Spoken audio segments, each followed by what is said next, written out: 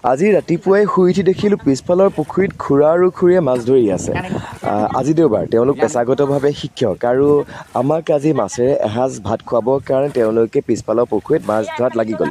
ৰাতিপুৱা মোক চিঞৰাত মই সাৰ পালোঁ আৰু সেইটো কাৰণে কিয় চিঞৰিছে বুলি আহি দেখা পালোঁ যে তেওঁলোকে মাছ ধৰি আছে। মই লগে লগে ঘন, মাধুৰ্য আৰু গুঞ্জনক শোৱাৰ পৰা উঠাই মাছ ধৰিবৰ কাৰণে সিহঁতক আহিবলৈ ক'লোঁ।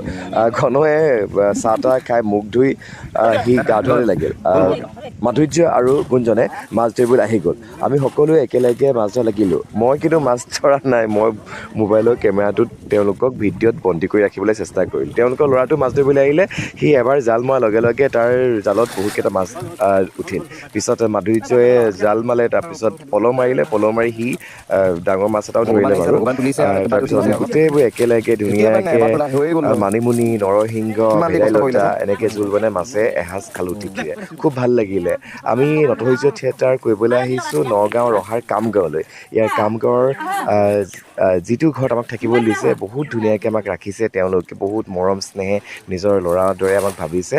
আমি সকলোৱে খুব ধুনীয়াকৈ ইয়াতে সময় পাৰ কৰি আছোঁ। বহুত বহুত ধন্যবাদ জনালোঁ তেওঁলোকৰ সকলো ঘৰৰ পৰিয়াললৈকে।